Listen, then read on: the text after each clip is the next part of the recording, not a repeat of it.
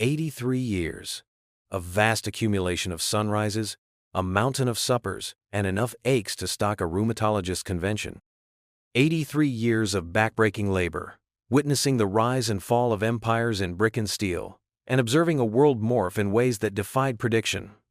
And the sum total?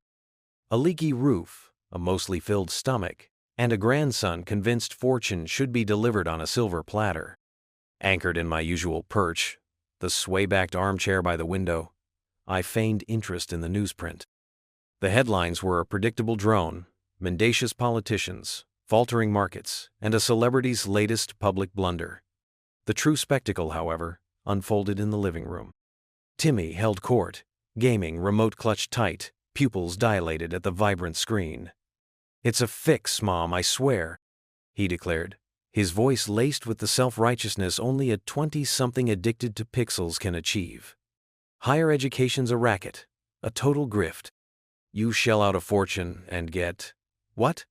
A parchment certifying you can parrot information, useless in the real world." A snort escaped me, loud enough to register, yet subtle enough to avoid conscription into the debate. My antediluvian perspectives were unlikely to enrich his enlightened worldview. "But Timmy," my daughter, Sarah, countered, her patience seemingly inexhaustible. "You haven't even pursued opportunities in your field. You possess a computer science degree. You should be coding and innovating like you always envisioned." "Coding? Hacking? Please, Mom, that's ancient history. It's all algorithms now. Some AI's gonna snatch my dream job before I even apply. Besides, it all comes down to connections. It's not about aptitude, it's about networking. And I lack the right connections to land a gig at Google or anywhere worthwhile. Sheer cronyism, Mom. An exclusive club." He punctuated his pronouncement with a furious button-mashing frenzy, unleashing a digital conflagration across the screen. I could practically taste the artificial cheese tang radiating from the adjacent room. "So what's the plan, Timmy?" Sarah queried, a familiar weariness tinting her voice. "Just game indefinitely and bemoan your unfortunate circumstances?" "Hey," Timmy protested, "I'm honing crucial abilities. This game cultivates strategy, collaboration, critical thinking." "Indeed," Sarah retorted. "And how do you envision those attributes translating into a lucrative career path?" Silence descended, broken only by the relentless electronic cacophony of the game. Then, Timmy mumbled something indecipherable. "Pardon, dear?" I said, "I'm contemplating launching a podcast." I nearly choked on my dentures. "A podcast? Detailing what?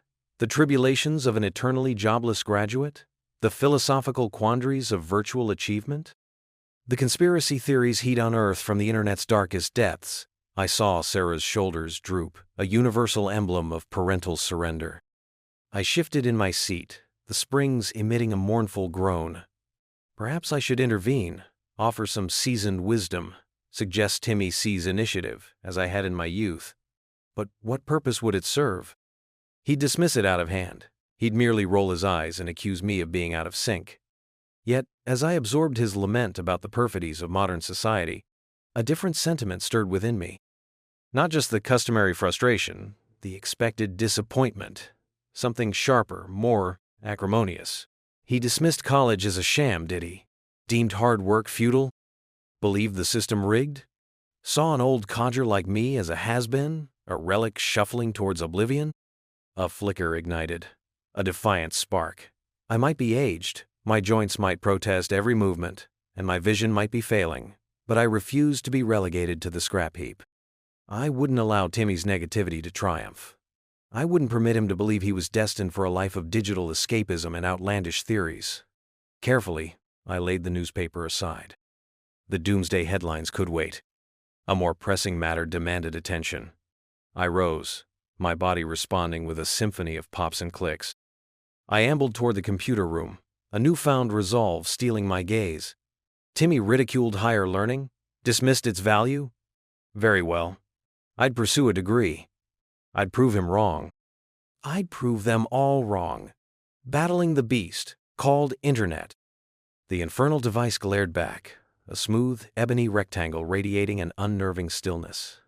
Decades had passed since I'd last wrestled with such a contraption.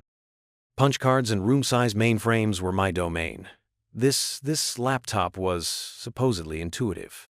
Timmy, that wellspring of adolescent scorn, had all but guaranteed it. "Just tap and swipe, Gramps," he drawled, a smirk playing on his lips. "Even you can master it." Master? Huh. First, the power. After a desperate hunt, I stabbed at the minuscule button with a trembling finger. Nothing. Jabbed again. Silence. Had the blasted thing already given up the ghost? Perhaps Timmy had rigged it, expecting a swift surrender. Not beyond him. At last, after what felt like an age of poking and grumbling, the screen erupted in a dizzying array of icons and windows. It resembled the control panel of a starship. "Tap and swipe," he'd said. Right. Where to even begin? The university portal proved another torment. Passwords, logins, security inquiries about my mother's maiden name and childhood street, memories fuzzy even on a good day, let alone when grappling with this digital behemoth. Thrice I was locked out. Thrice I had to conjure a new, more labyrinthine password, demanding a chaotic mix of upper and lowercase, numerals and symbols resembling ancient runes. I envisioned a lecture hall filled with nimble youngsters effortlessly gliding their fingers across keyboards. My stomach clenched. I'd be the fossil in the room, a relic of a bygone age. But blast it, I wouldn't concede. Not now, not ever. Exasperated, I slumped back, the insistent lub-dub of my heart a thunderous rhythm in my ears. Pride be damned, I required assistance. Reluctantly, I roared, "Timmy, get in here!" He ambled in, earbuds dangling, a mask of teenage ennui firmly in place. "What's up, Gramps? About to wage war on the thermostat again?"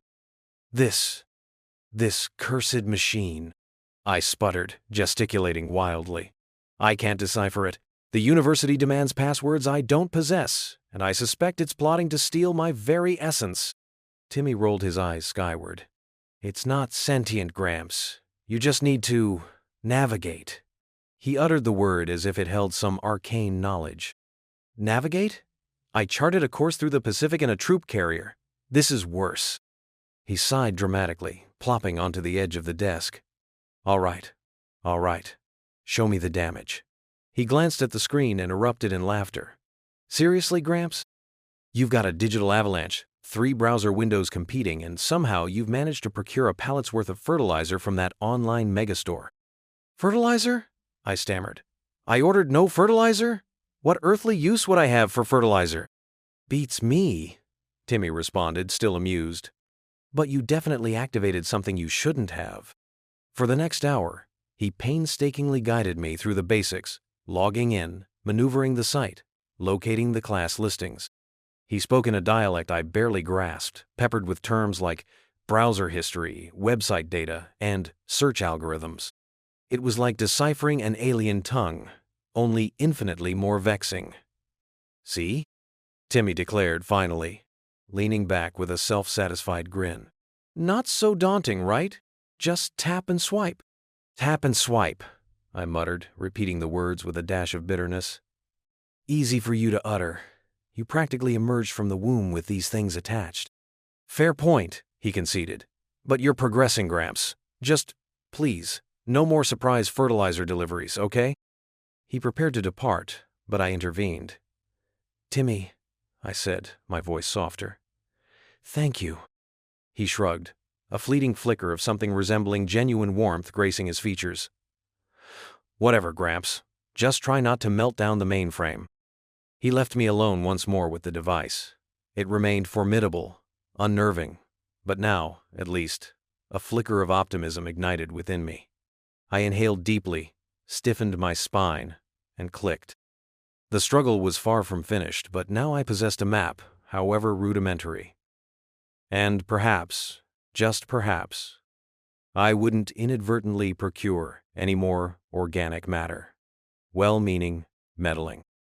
The phone's shrill cry ripped through my doze like sandpaper on silk. I groaned, groping blindly for the handset on the nightstand. Patricia's name glared back from the caller ID.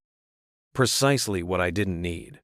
"Hello, Patricia," I mumbled, my voice a gravelly rasp. "Grandpa?" Is everything all right? Timmy said you were buying plant food online? Ink cartridges were the target, I amended. But yes, other than a fleeting desire to nurture champion-grade vegetables, I'm quite well.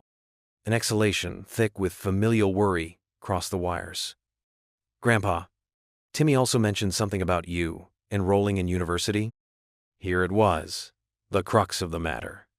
I straightened in my seat, steeling myself. That's correct.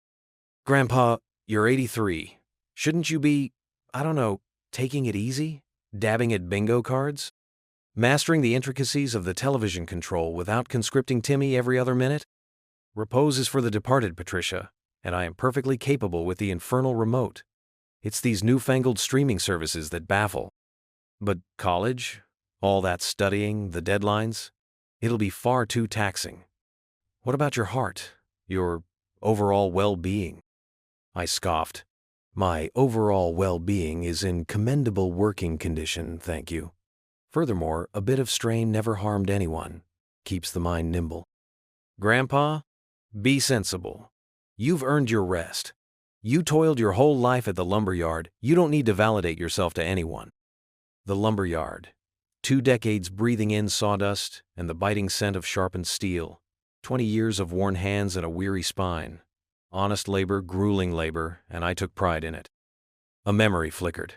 Young Clancy, barely out of his teens, arguing with the supervisor about a potential danger. The supervisor, a hulking figure with a visage carved from stone, had sneered. Think you're smarter than me, son? Clancy, unwavering, held his ground. I know what's right. Earned himself a week's suspension, but they rectified the issue. Validation isn't the goal, Patricia, I replied, my tone gentling. It's about occupying myself, feeling relevant. This idleness is stifling me. But there are countless avenues to feel useful. Volunteer at the medical center, join a seniors group, pick up knitting needles. Knit? Patricia, I'd sooner arm wrestle a grizzly. This is something I desire, something I'm doing for myself. I envisioned Timmy, slouched on the sofa, glued to his phone and lamenting the pointlessness of academia. That young layabout needed a jolt, and perhaps, just perhaps, observing his ancient grandpa sweating it out in the online classroom would be the push he required. Look, Patricia, your concern is appreciated, truly, I stated, striving for a touch of tenderness. But my decision is firm. This is happening, and frankly, the less interference, the better. But Grandpa, no buts. I'm an adult. A considerably seasoned adult, admittedly, but an adult nonetheless.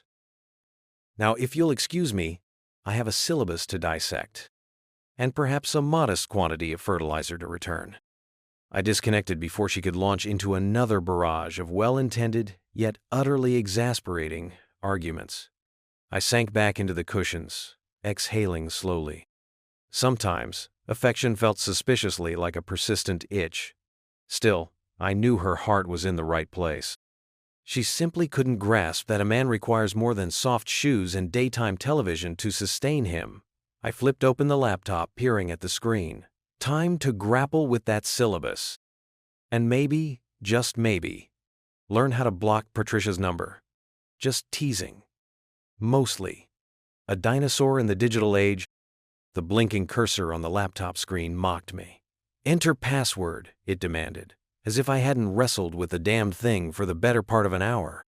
Patricia, bless her anxious heart, had set the whole thing up, but her easy-to-remember password involved a string of symbols and capitalized vowels that looked like alphabet soup after a tornado.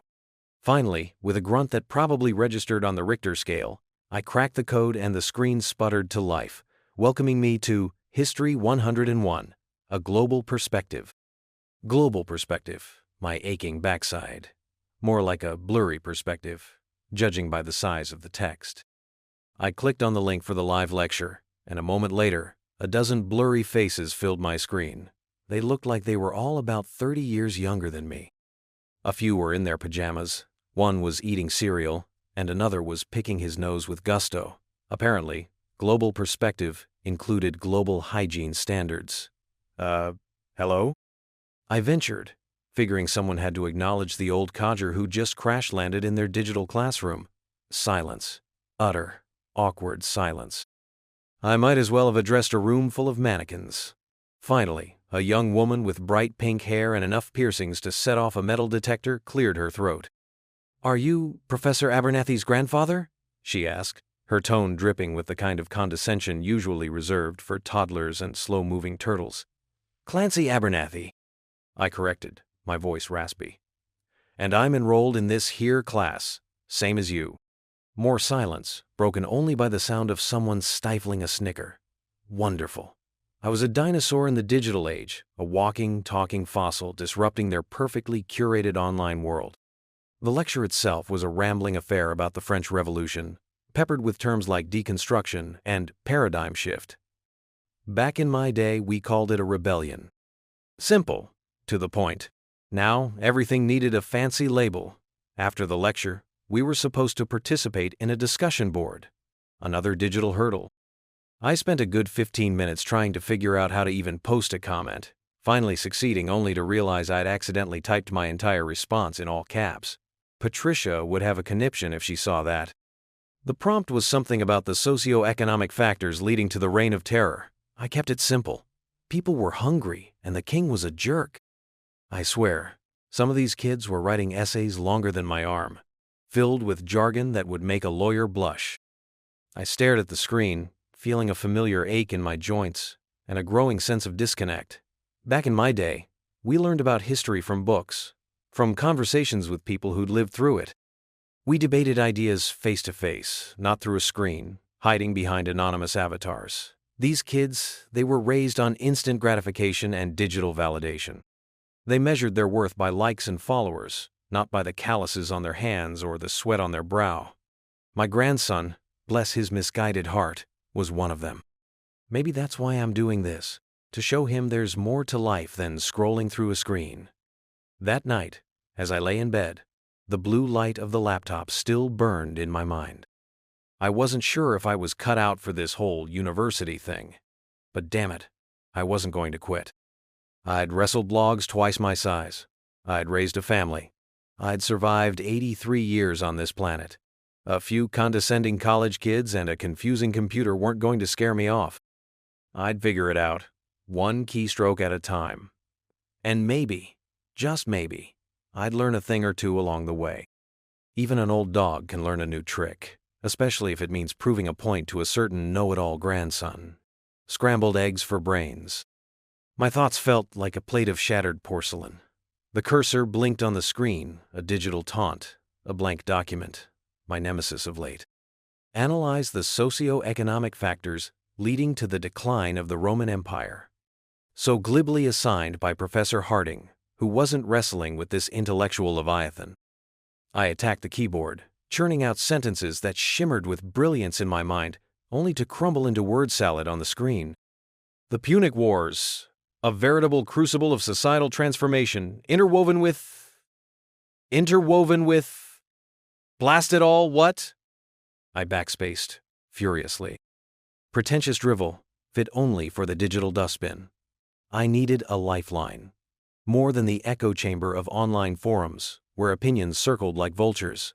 I craved refuge in the library. The university library, a silent sanctuary, teeming with nervous scholars. Countless volumes lined the shelves, their spines whispering forgotten lore. I felt dwarfed, humbled by the immensity of it all. Where to begin this quest, I meandered, overwhelmed by the sheer volume of knowledge. A book on Roman commerce caught my eye. A cursory glance left me adrift. I replaced it, reaching for another. Similar effect. My brain, a complete muddle. 2 hours later, I stumbled out, defeated. My head pounded a frantic rhythm. My eyes stung. I gleaned nothing of substance. Except, perhaps, the stark realization that I was far too seasoned for this academic rigmarole. Next, the statistics quiz. Oh, statistics.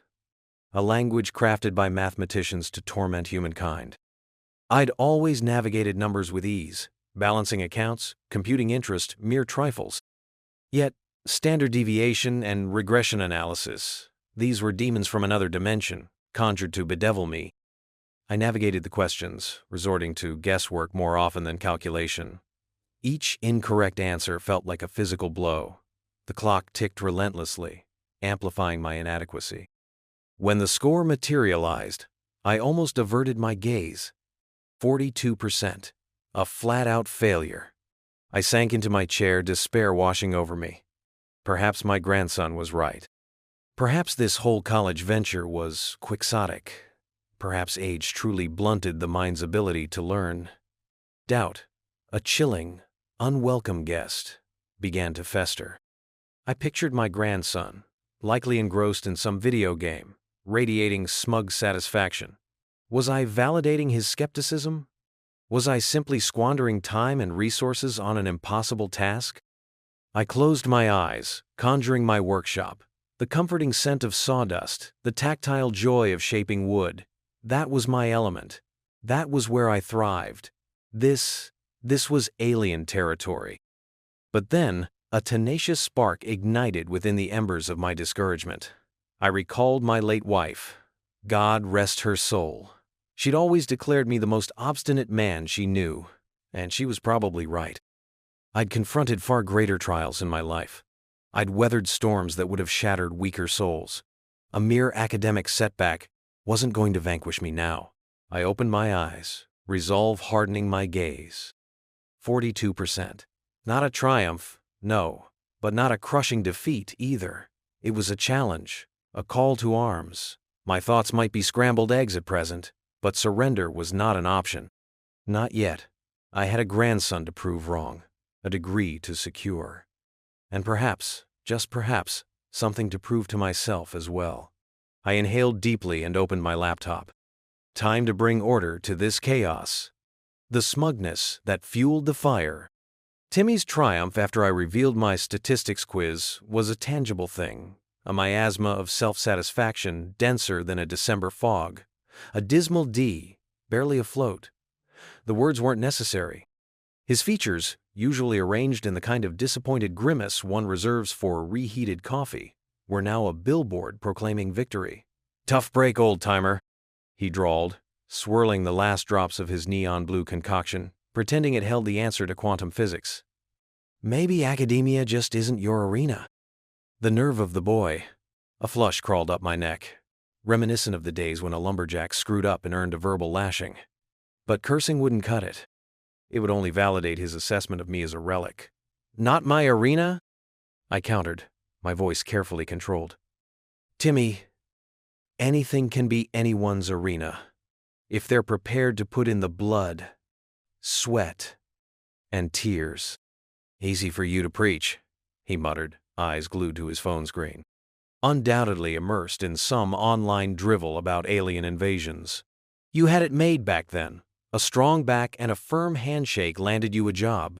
And what's preventing you from building that strong back or exercising the gray matter between your ears? I retorted, regretting the sharp edge immediately.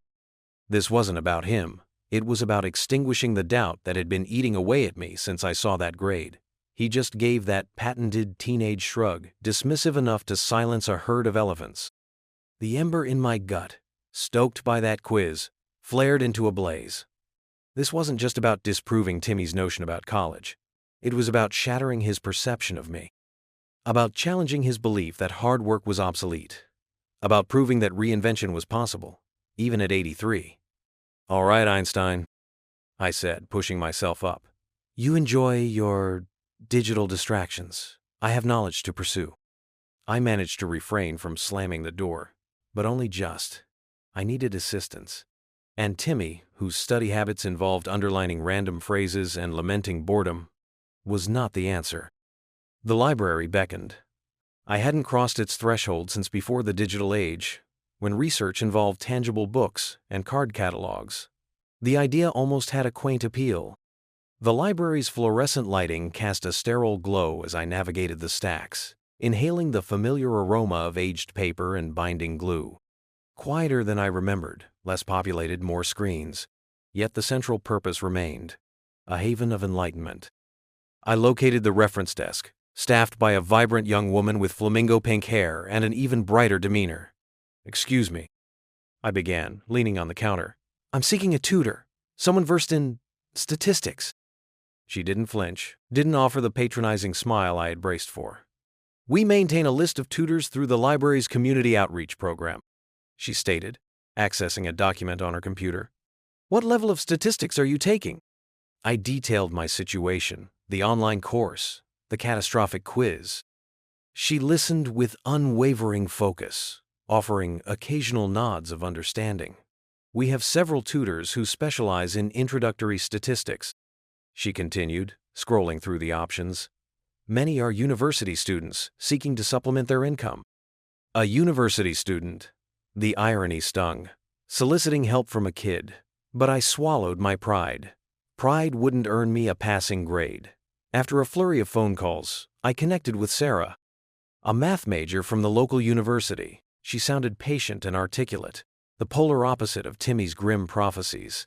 We arranged to meet twice a week at the library. As I walked home, a fragile optimism began to take root in my heart. The road ahead was long, a daunting landscape of numbers and equations, but I wasn't alone on that journey. And Timmy's condescension? It wasn't a tombstone marking failure. It was jet fuel. Fuel for the fire that now blazed with newfound intensity. A helping hand, named Sarah. The library's chill seeped into my bones, a silence amplifying every rustle and cough. I spotted Sarah Chen beneath a curtain of raven hair, face illuminated by the glow of her laptop screen. Approaching, I gave a tentative cough. Startled, she glanced up, intelligent eyes magnified by her spectacles. "Mr. Abernathy?" she inquired, voice tinged with polite uncertainty. "Clancy?" I corrected, offering my hand. "Mr. Abernathy is what my grandkids call me." A brief, warm smile touched her lips. "Sarah, please." Her handshake was surprisingly firm, a contrast to her delicate frame. We took a seat at a table buried under educational tomes the size of paving stones. I spilled my tale of numerical woe, the statistics quiz looming like a judge's gavel. "Timmy, that whippersnapper, thinks I'm a relic trying to decipher quantum physics?" I complained, producing the crumpled paper. "He showed me no mercy." Sarah examined the quiz, her brow knitting together in thoughtful concentration. "He's missing the forest for the trees. This isn't rocket science, Clancy. It's about interpreting data, discerning trends." Her tone was devoid of condescension, treating me not as a dimwit, but as a student. She elucidated concepts with patience, dissecting complex formulas into manageable snippets. She sketched diagrams using relatable examples, something about batting averages that, much to my surprise, clicked. Progress was slow, akin to teaching a badger ballet, yet Sarah remained undeterred. "Think of standard deviation as the average wobble around the mean," she illustrated on a scratch pad. "It quantifies the data's dispersion. So, tight clustering around the average equates to low deviation?" I proposed, understanding finally dawning. "Precisely." Her face brightened. "You've got it, Clancy." That simple affirmation resonated more powerfully than a jackpot at the casino. Perhaps Timmy's assessment was premature. Maybe I wasn't a hopeless case after all. For hours we labored, Sarah's reservoir of patience seemingly bottomless. Never a sigh, never a glance at her watch, never a hint that I was imposing. We paused for a break, procuring tepid coffee from the library's cafe. "So, Sarah," I began, swirling the lukewarm liquid, "what motivates such a sharp young woman to tutor an old geezer like me in the labyrinth of stats?" She chuckled, a melody of amusement. "I believe in lifelong learning. Age is just a number, Clancy. Besides," she continued, her tone shifting to one of reverence, "my grandmother always insisted on honoring elders, and she was a force to be reckoned with." We exchanged anecdotes about our families, our histories. Sarah recounted her parents' arduous journey from China, armed only with optimism and tireless dedication. As the first in her lineage to attend university, she felt the profound weight of their sacrifices. "They toiled relentlessly," she shared, emotion coloring her voice. "I can't fail them. I recognize that burden. The weight of aspirations, of responsibility, a weight I'd carried throughout my life." Concluding our session, Sarah presented me with a set of practice problems. Tackle these before we meet again, she suggested. Embrace mistakes. They're stepping stones to understanding. Mistakes, eh? I chuckled dryly. I'm practically a virtuoso of errors. She offered a warm smile. Then you're ideally positioned to conquer statistics, Clancy. As I walked home, a lightness buoyed my steps, a sensation unfamiliar in recent years. Perhaps it was the caffeine jolt, maybe the satisfaction of genuine comprehension, or simply the joy of human connection. Whatever the cause, I was profoundly grateful for Sarah's guidance. She was more than just an instructor. She was a beacon. And perhaps, just perhaps, a budding friend. Timmy, I mused, this old dinosaur isn't extinct yet. The joy of learning, rediscovered. The unexpected perk of being amidst a swarm of brainy youngsters was that some of their insights actually took root. More astonishingly, occasionally, something proved genuinely intriguing. Who'd have believed the dance of supply and demand could eclipse the drama of squirrels raiding the bird feeder? Not this old codger. Yet, there I sat, utterly absorbed by Professor Davies' disquisitions on macroeconomic currents. I even began to spin my own half-baked theories, each one promptly and politely dismantled by Sarah, citing antiquated assumptions and my own ingrained skepticism. It's not skepticism, Sarah, I'd retort, leaning back, the laptop's luminance etching the valleys and peaks of my face. It's seasoned judgment, a quality conspicuously absent in this generation, if I may say so. She'd simply offer that maddeningly serene smile and launch into a dissection of quantitative easing or some other arcane economic principle. And confound it, I'd find myself listening, truly listening. At times, I even grudgingly conceded her point. History, however, was another beast entirely. I fancied myself knowledgeable, having lived through a fair share of it. But Professor Armitage possessed a knack for illuminating events, for connecting seemingly disparate threads, making the past shimmer with newfound clarity. Our debates, fueled by tepid coffee and my steadfast refusal to admit that shades of gray existed where I only saw black and white, crackled with energy. But the Berlin Wall, Clancy! A symbol of repression, Sarah would declare, her youthful ardor blazing. Repression, agreed. I'd concede, but also a rather effective deterrent against unwanted guests. You youngsters are far too eager to dismantle barriers without considering what lurks on the other side. Her laughter, a clear, sincere sound, invariably softened my gruff exterior. You're impossible, she'd chuckle, shaking her head. That's precisely why arguing with you is so stimulating. Stimulating. A concept divorced from learning for decades. Perhaps forever. Back in my day, education was merely a means to an end. Employment, a spouse, a cookie-cutter house. Now, it was something altogether different. A challenge, a dialogue, a way to maintain mental acuity and youthful verve. A reminder that even at 83, the well of discovery remained deep and untapped. And naturally, countless opportunities to subtly torment Timmy. The boy still skulked about the house, permanently attached to his video games and expounding conspiracy theories about shadowy government entities. He'd offer a cursory grunt, mostly steering clear of my presence, which suited me perfectly.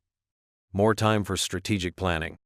I initiated a campaign of conspicuous textbook placement, statistical analysis in social inquiry, America's tumultuous century, philosophical foundations of modern thought.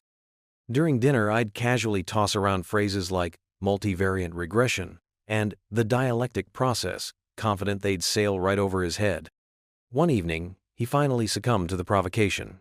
He slouched into the living room, suspicion clouding his features. "What's with the book collection, Gramps?" he grumbled, gesturing towards the scholarly stack. "Just polishing the old cerebral cortex," I said, feigning indifference. "Keeping the gears from rusting, you know." "College is a scam," he muttered, turning to retreat. "Oh, I'm not so sure," I countered, a spark of mischief igniting in my eyes. Professor Armitage was saying the other day that a comprehensive education is vital for discernment. Something about recognizing preconceptions and verifying assertions. seems remarkably pertinent in today's world. He froze in his tracks. Discernment? He scoffed. That's what they want you to believe. They're just trying to program you. A low chuckle rumbled in my chest. Perhaps. Or maybe I'm simply enjoying acquiring knowledge. Something other than optimizing my digital avatar. He glared, his face reddening with ire. You're doing this on purpose, aren't you? Doing what? I asked, my voice dripping with faux innocence. Just striving to be a positive influence, Timmy. Demonstrating that intellectual curiosity knows no age limit. He stormed from the room, muttering about mind-controlled masses and simulated realities. I allowed myself a smile. Perhaps, just perhaps, a sliver of enlightenment could penetrate that fortified cranium after all. The shadow of the final exam. The air in my apartment had thickened, not with dust, I actually do vacuum, thank you very much, but with the oppressive weight of the final exam. Statistics. The very word tasted like chalk dust and regret. I felt like a prizefighter in the 10th round, except my opponent was a bell curve and it was hitting me with Greek letters instead of fists. I hadn't felt this kind of pressure since the Korean War. And frankly, I'd rather face down a charging MiG than another chi-squared test. At least the MiG was trying to kill me quickly. This was a slow, agonizing intellectual death by 1,000 formulas. My evenings were no longer spent watching the news or arguing with Timmy about the merits of fluoride in the water supply. Instead, they were a blur of textbooks, scratch paper, and the increasingly frantic scribbling of equations I only vaguely understood. Coffee had become my lifeblood. I was mainlining the stuff, chasing away sleep with the fervor of a man trying to outrun his own mortality, which, come to think of it, I probably was. Even my crossword puzzles suffered. Where once I'd breezed through the Sunday edition in under an hour, now I stared blankly at clues, my mind a scrambled mess of standard deviations and regression analyses. I swear, variance used to be a fun word. Now it just made my eye twitch. You look like you've been wrestling a badger, Sarah observed one afternoon. She found me hunched over a particularly nasty problem involving coin flips and probabilities. I probably did. Badgers are sneaky, just like probability. Badger? I'd take on a whole den of badgers right now if it meant I didn't have to look at another normal distribution. I growled, rubbing the bridge of my nose. This is inhumane. Sarah chuckled, a sound that usually annoyed me less when I wasn't on the verge of a complete mental breakdown. Come on, Clancy, you're almost there. We just need to go over hypothesis testing one more time. Think of it like a detective story. You're gathering evidence to prove or disprove a theory. I snorted.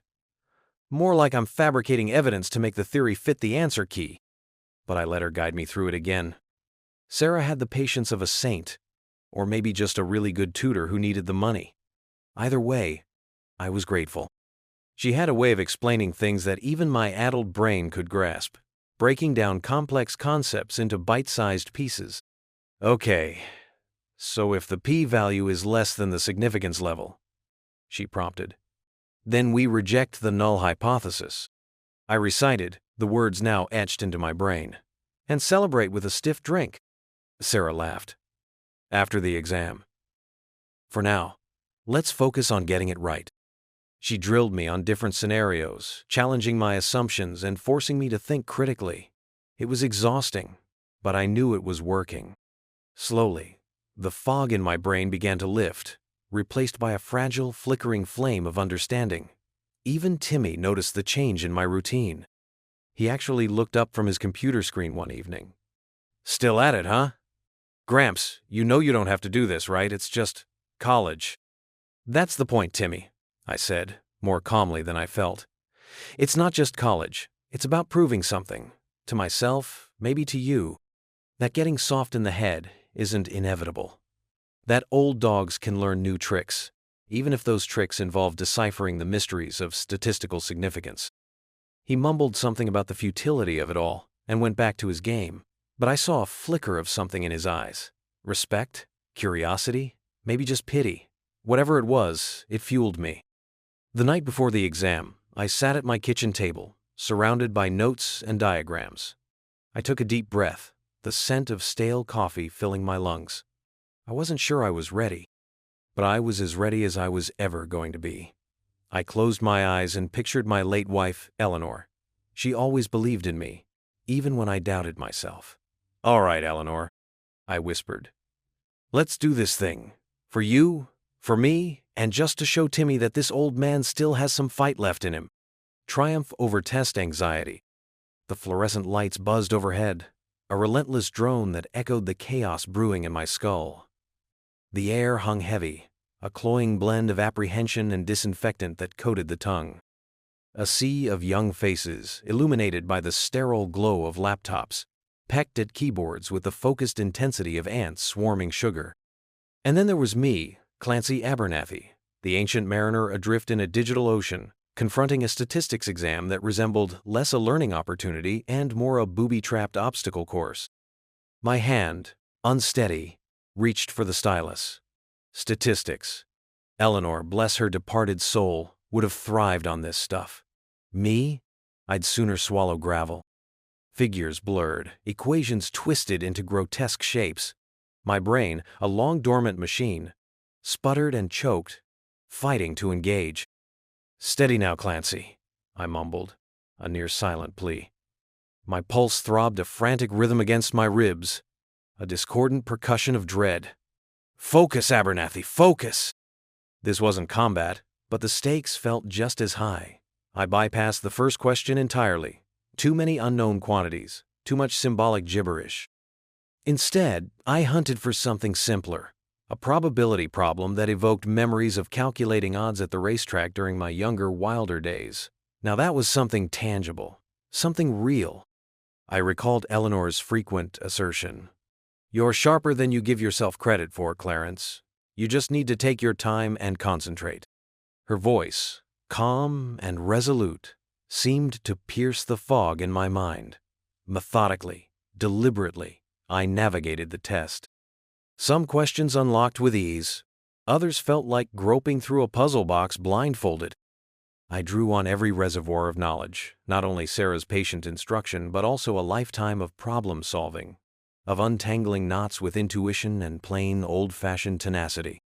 A question about standard deviation triggered a flash of memories, plotting artillery trajectories in Korea. Distinct challenge, shared underlying principles. Another, concerning correlation, evoked images of predicting harvests based on rainfall patterns on the family farm. More than answering inquiries, I was assembling the pieces of a life lived. Finally, after what felt like an age, I arrived at the last question.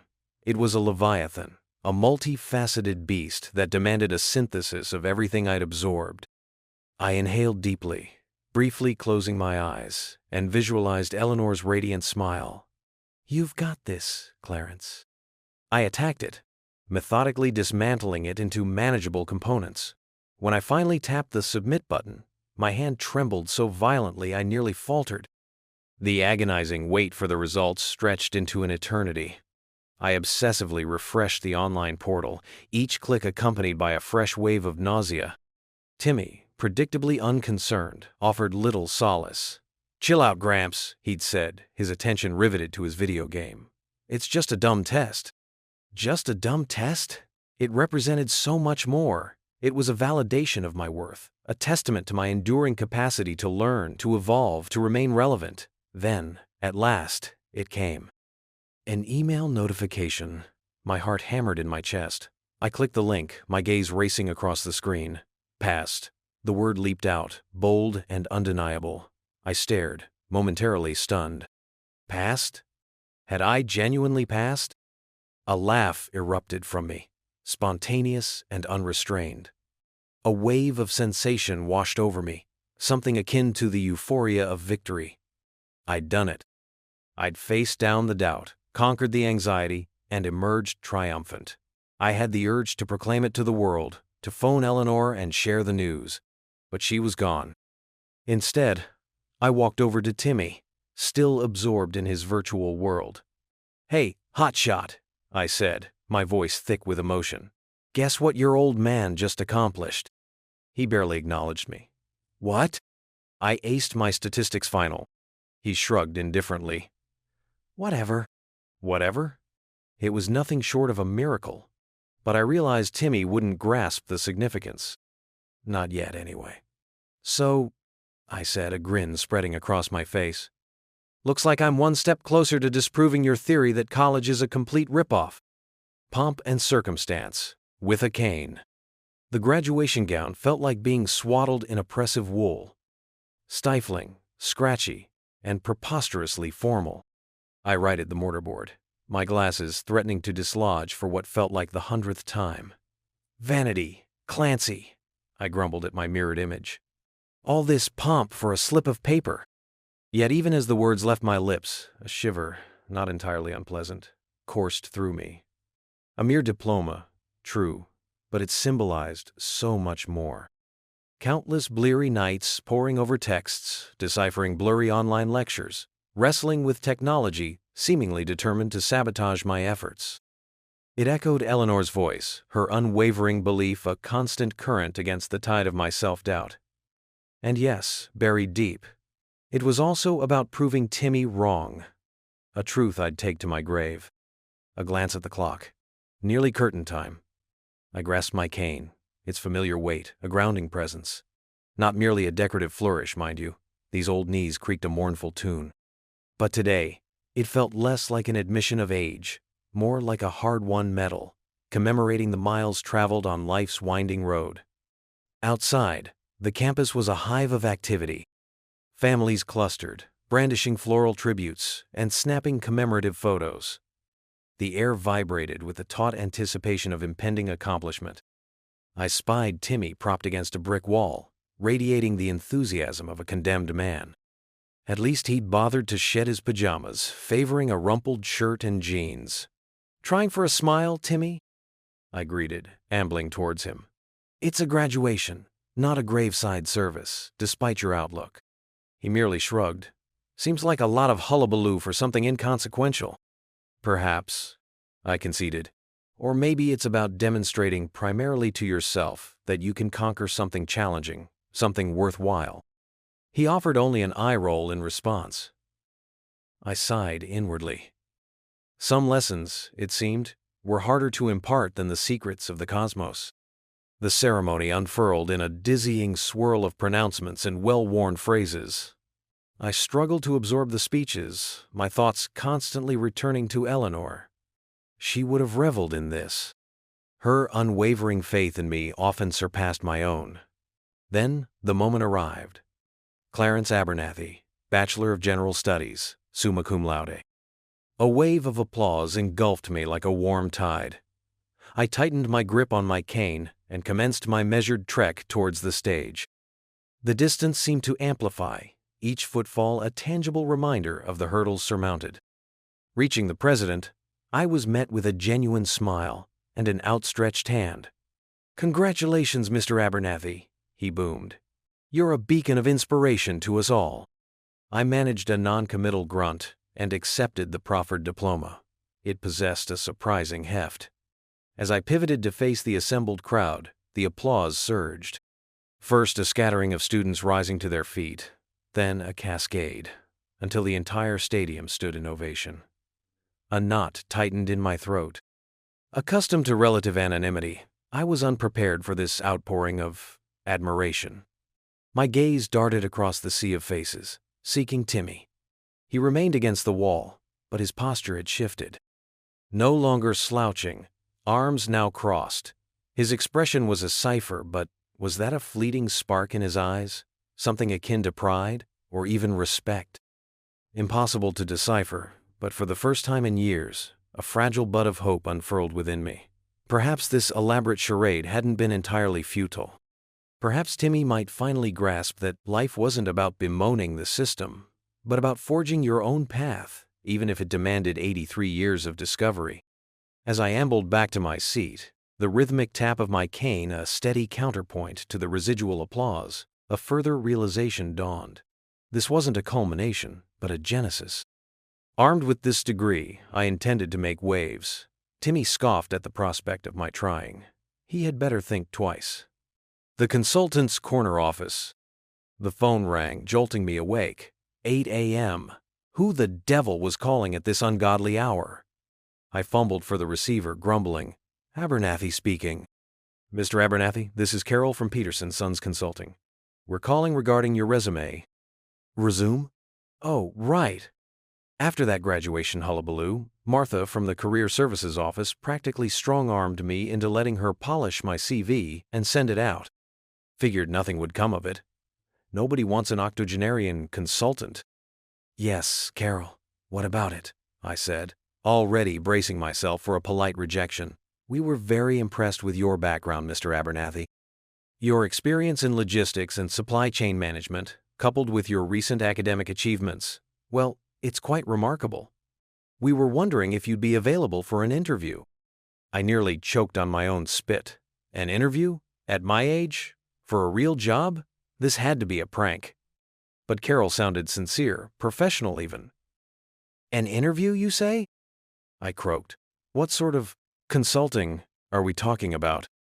She launched into a spiel about optimizing workflows, improving efficiency, and leveraging my unique perspective to solve complex problems.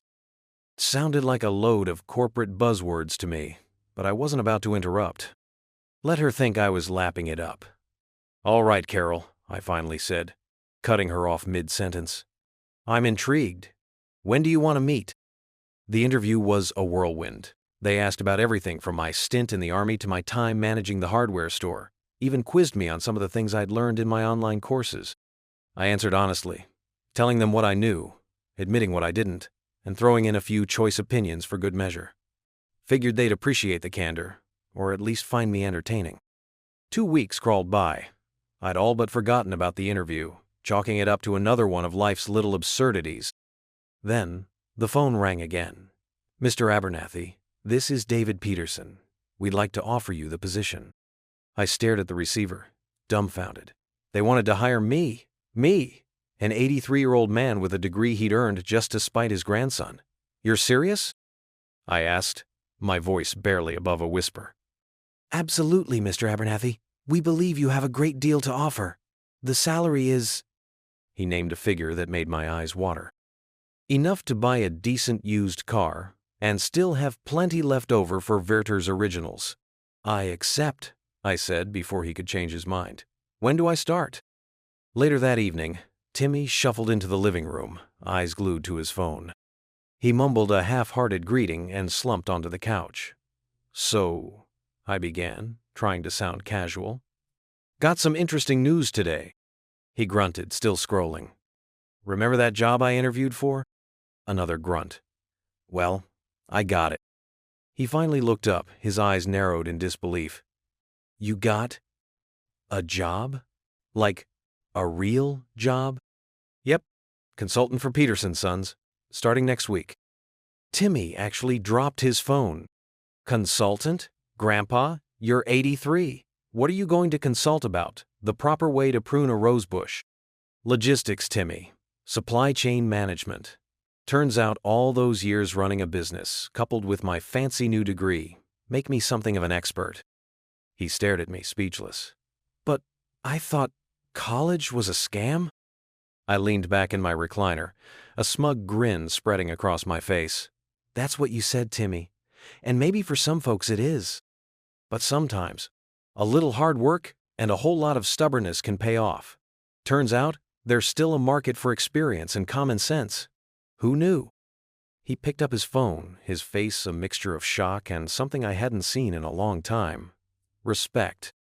Maybe, just maybe, this whole crazy adventure was finally starting to sink in. So, I continued, enjoying his stunned silence. About that rent. Timmy groaned, but this time, there was a hint of a smile on his face. Calculus and humble pie. Well, ain't that a fine... How do you do? I grumbled, twirling the spoon in my coffee, the ceramic mug singing softly in protest. Timmy was splayed across the sofa, a look bordering on resolve etched onto his usually apathetic face. A rare sight indeed.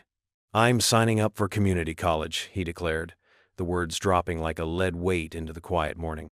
Coffee nearly exited through my nostrils. You're doing what now? After all the sermons about it being a racket, a fool's errand, a tool of the shadowy cabal, wasn't it? I arched a brow, inviting denial. The kid could outconspire Alex Jones on a good day. He squirmed. Yeah, well, perspective shift. Perspective shift? When did you become a believer in evolution, social or otherwise? I thought the universe was permanently rigged against us? I piled on the sarcasm, admittedly. But the boy needed a bracing dose of truth, chased with my signature cynicism. Look, Gramps, seeing you land that job proved the naysayers wrong. Maybe there's something to this whole learnin' thing after all. I scoffed. Maybe? After you've lectured me on its absolute worthlessness? Sounds like you're choking down a hefty slice of humble pie. Yeah, well, it ain't exactly gourmet, he muttered, eyes fixed on some unseen point on the opposite wall. Good. Might be a lesson in there somewhere. Now, listen close, 'cause I'm only saying this once. College ain't a magical panacea. It's not a VIP pass to Easy Street. It's elbow grease. Real, honest-to-goodness effort. You gotta show your face, engage your brain, and, heaven forbid, actually absorb something. He looked genuinely put out. I know that, Grandpa. Do you? Because last I checked, your definition of effort involved pixelated avatars and virtual quests. I paused, sipping the lukewarm brew. Here's the crux of it, Timmy. Don't waltz in expecting a cakewalk. And don't blame the man when the going gets tough. Personal accountability, son. You gotta grind, even when every fiber of your being screams for a nap. Especially then. I watched him carefully. He was silent, almost thoughtful. Maybe, just maybe, a little grizzled wisdom was seeping through. And another thing, I pressed on, finding my stride. Don't do it for me. Don't do it to silence the critics. Do it for you. Unearth something that ignites your curiosity, something that resonates. Otherwise, you'll be miserable as sin, and you'll bail before you even find your footing. He gave a slow nod. I'm thinking computer science. Maybe I can finally weaponize those hours I wasted gaming. A spark of optimism flickered within me. Computer science, eh? Not my forte, but at least it was a direction. Well, stop contemplating and start doing. Enroll. Buy the books. And for Pete's sake, steer clear of those conspiracy rabbit holes while you're supposed to be studying. A genuine smile bloomed on his face, lighting up his eyes. Thanks, Grandpa. I grunted, turning back to my cooling coffee. Don't thank me just yet. Wait until you're wrestling with calculus at 3 a.m. Then we'll see if you're still feeling so grateful. Later, settled in my worn armchair, the newspaper spread across my lap, a quiet contentment settled over me. Not just because Timmy was finally taking charge, but because my little scheme had, against all odds, yielded results. Who would have thought an old geezer like me could nudge a headstrong kid towards something resembling ambition? I hadn't planned on being a role model, or a guru, or whatever the young folks were calling it these days. I simply aimed to make a point. To show Timmy that life held more than just railing against perceived injustices. And if a dash of spite was the catalyst, so be it. Sometimes, righteous indignation is the most potent fuel. I thought of Sarah, her gentle smile, her unwavering faith in me, even when I was riddled with self-doubt. She would have been pleased. Pleased that I had persisted, pleased that I had impacted something, however small. Perhaps my little journey had achieved more than just securing a paycheck. Perhaps it had offered Timmy a seed of self-belief, a reason to try. And maybe, just maybe, that was the most valuable outcome of all.